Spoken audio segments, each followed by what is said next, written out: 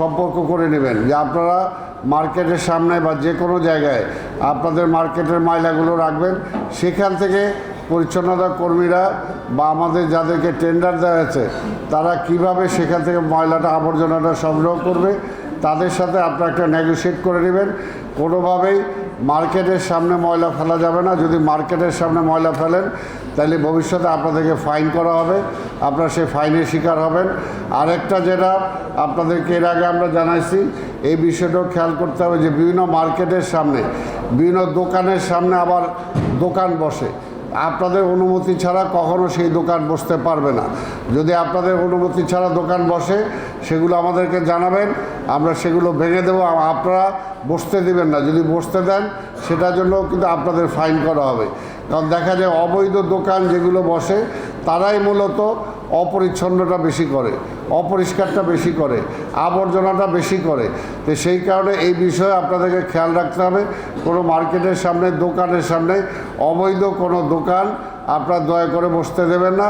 কিছু কিছু ব্যবসায়ী আছেন যারা হয়তো আবার নিজেরা ভাড়া দিয়ে থাকেন, আমি জানি না এটা কতটুকু সত্য, তো আমরা চাই না যে এটা সত্যতা হোক। আমরা চাই আপনার ব্যবসা আপনি করবেন আপনার দোকানের সামনে, আর অবৈধ কোনো দোকান যাতে না বসে সেই বিষয়টা খেয়াল রাখবেন। আর পরিষ্কার পরিচ্ছন্নতা এরপরে কিন্তু আজকের পর থেকে আমাদের সোজা আপনার দোকানে নোটিশ চলে যাবে যে আপনার এখানে ময়লা আছে, এই আবর্জনা পরিষ্কার করে নেয়, সেটার জন্য আপনাকে এত টাকা ফাইন করা হলো। এবং এর পরবর্তী পর্যায়ে জেল জরিমানা পর্যন্ত করা হবে। কারণ এই ব্যাপারে আমরা কোনো রাখতে চাই না, যেটা শহর যার ইচ্ছা সেমনে আমরা ময়লা ফেললাম, আবর্জনা ফেললাম, এটা পরিষ্কার করার দায়িত্ব সিটি কর্পোরেশনের। হ্যাঁ, পরিষ্কার করার দায়িত্ব সিটি কর্পোরেশনের, কিন্তু সেখান থেকে ময়লা সিটি কর্পোরেশন নেবে না, এটা দায়িত্ব না সিটি কর্পোরেশনের। আরেকটা একটা টাইম বেঁধে দিতে হবে, এই টাইমের মধ্যে আপনারা আবর্জনা ফেলবেন, এই টাইমের মধ্যে সেগুলো সংগ্রহ করবে, এই টাইমের মধ্যে সেগুলো সংগ্রহ করবে, এই টাইমটা আপনারা খেয়াল রাখবেন। আরেকটা বিষয় যেটা বলা আছে যে আপনাদের সালামি যেগুলো বলছে অবৈধ আছে, আপনাদের বিভিন্ন ইউনিয়ন যারা আছেন আপনারা দয়া করে আমাদের সাথে কথা বলে সালামিগুলো ইমিডিয়েটলি সলভ করবেন। যেগুলো বেআইনি আছেন, অবৈধ আছেন, সেগুলোকে লিগ্যালাইজ করে নেবেন, আর নাইলে সেগুলো একটা সময়ের পরে আমরা ভেঙে দেব। আর দীর্ঘদিন আমরা অনেক দিন হয়ে গেছে ভাড়া যেভাবে আছে সেটা ভাড়াটা খুবই নিম্নমানের। এই ভাড়া দিয়ে ঢাকা সিটিতে কোনো ব্যবসা হয় না। আপনার প্রাইভেট মার্কেটে যায় দেখেন এই ভাড়া নাই, কাজে সেটাও আমরা এই ভাড়াও আমাদের বাড়বে, সেই ব্যাপারেও রাখো না, সেই ব্যাপারেও আপনারা যাতে সচেষ্ট হন সেই ব্যাপারে আমি আপনাদেরকে খেয়াল রাখার জন্য বলবো। আরেকটা হলো ট্রেড লাইসেন্স। ব্যবসা করবেন, এটা ট্রেড লাইসেন্স কয়টা টাকা লাগে রে ভাই? কী সেটা আপনার ব্যবসা করেন, এটা তো বৈধ ব্যবসা করবেন, তো বৈধ লাইসেন্সটা তো আপনার থাকা দরকার।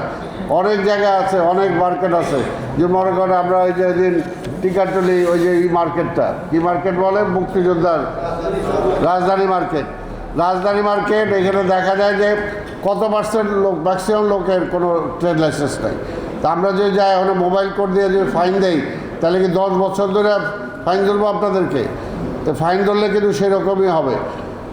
আপনার ডকুমেন্ট দিতে হবে, কবে থেকে আপনি দোকান নিছেন সেই দিন থেকে ট্রেড লাইসেন্সের ফি আপনার ধরা হবে এবং আপনাকে ফাইন করা হবে। তো কাজে আমরা সুযোগ দিচ্ছি, আপনার দ্রুত আমাদের ট্যাক্স কালেক্টর যারা আছে তাদের সাথে যোগাযোগ করে যাতে আপনার ট্যাক্সটা দিয়ে দিতে পারেন সেই ব্যবস্থাটা আপনারা করবেন। নাহলে মোবাইল কোড যদি যায় তাহলে কিন্তু 10 বছর 20 বছরের থেকে টেনে আপনাকে ট্রেড লাইসেন্সের ফিটা সেভাবে আপনাদেরকে ধরা হবে এবং পেনাল্টি করা হবে। তা আমি চাই না যে সেটা হোক, কাজে আপনাদের যদি এরকম কেউ থাকে সেটা আপনাদেরকে জানিয়ে দেবেন। আরেকটা হলো যে আপনারা সাইনবোর্ড দেন, সাইনবোর্ডে কিন্তু স্পেসিফিক আপনার সাইজ দিয়ে দেন, মাপ দিয়ে দেন, এই মাপের সাইনবোর্ড, কিন্তু দেখা যায় তার চেয়ে 20 ডবল সাইনবোর্ড আপনারা করেন। যদি 20 ডবল সাইনবোর্ড করেন আমাদের কোনো আপত্তি নাই, কিন্তু 20 ডবল সাইনবোর্ডের ট্যাক্স আপনাকে দিতে হবে। এটা কিন্তু আপনাদেরকে মনে রাখতে হবে। এই বিষয়টা আপনারা খেয়াল রাখবেন। আরেকটা জায়গা আছে যে আপনারা মনে করেন যে মজুর দিলেন, মজো থেকে বা কোকা কোলার একটা বিজ্ঞাপন নিলেন, কোকা কোলার একটা বিশাল থাকে, আপনার দোকানের নামটা ছোট করে থাকে, আপনার কোকা কোলাকে বলে দেবেন, এরপরে তাকে কিন্তু ওই পরিমাণ ট্যাক্স সিটি কর্পোরেশনকে দিতে হবে। তো কাজে এই বিষয়গুলো আগে আপনাদেরকে জানিয়ে দিলাম যাতে ভবিষ্যতে আপনাদের কোনো সমস্যা না হয়। আর অবৈধ স্থাপনা যেগুলো আছে সেগুলো ভেঙে দিতে হবে। মার্কেটে ঢোকার আপনাদেরই তো ভাই, যদি চলাচলের জায়গাটা যদি প্যাসেজটা যদি খোলা না থাকে তাহলে আপনাদের ভিতরে মার্কেটের ভিতরে লোকজন ঢুকবে কীভাবে?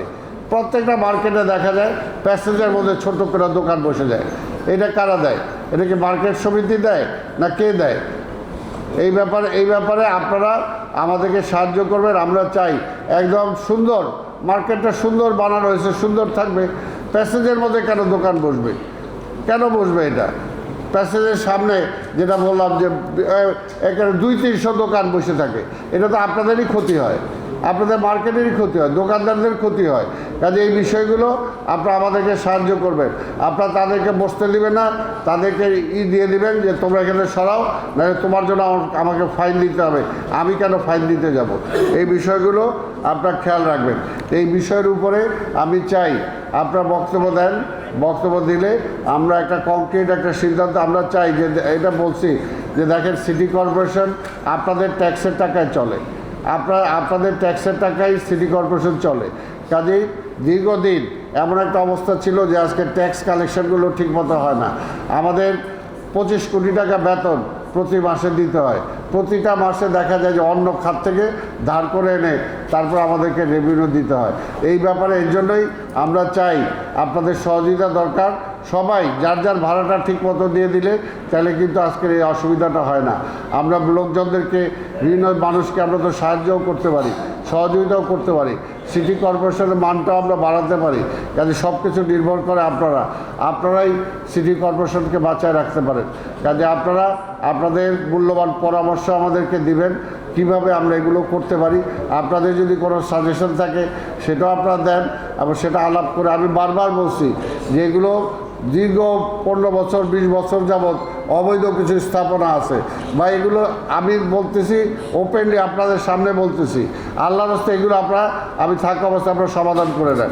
আপনারা কিছু ছাড়েন, সিটি কর্পোরেশনও ছাড়বে, একটা ছাড় দিয়ে একটা ভালো জায়গায় আসি আমরা, যাতে ঠিকমতো আপনারাও লিগেল হয়ে যেতে পারেন, দোকানগুলোও ঠিকমতো হয়ে যেতে পারে, ভাড়াটাও ঠিকমতো দিতে পারেন, সালামিটাও আপনার ঠিকমতো দিয়ে দেন, দিয়ে আপনি দোকান করেন।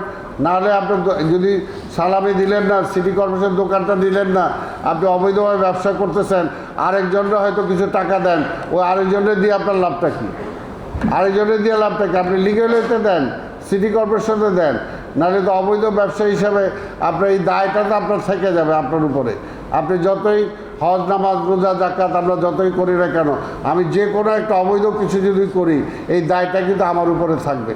এই বিষয়টা এই জন্য আল্লাহর রাস্তায় আপনারা সব নিয়ম মাফিক সব ঠিক করে নেন। সেটা কিভাবে করতে হবে আমাদের সাথে বসেন, আমাদের চিফ রেভিনিউ অফিসার আছে, আমাদের টিওরা আছে, তাদের সাথে বসে এগুলোকে সলভ করেন প্রতিটা মার্কেট ওয়াইজ ধরে। আমি আশা করি যে আজকের পরে আপনার এটাই হবে। আমরা ট্যাক্সের ব্যাপারে সারচার্জ মৌকুবের একটা বিজ্ঞাপন দিয়েছি, আপনারা দেখেছেন। আপনারা বাড়িওয়ালাও আছেন, বাড়িওয়ালাও যারা আপনার ট্যাক্স দেন না এই পর্যন্ত, আপনারা যদি এই সময়ের মধ্যে ট্যাক্স দিয়ে দেন তাহলে আমরা একটা ছাড় দিয়েছি, আপনাদেরকে। সংবাদ সম্মেলন আছে, এটা আমরা একটা সংবাদ সম্মেলন আবার এরপরে করবো আমরা, সেখানে এটা আমরা জানাবো। কিন্তু আপনাদেরকে যেহেতু আপনারা আসছেন আমি আপনাদেরকে জানিয়ে দিলাম। তা আপনারা এই বিষয়ের উপরে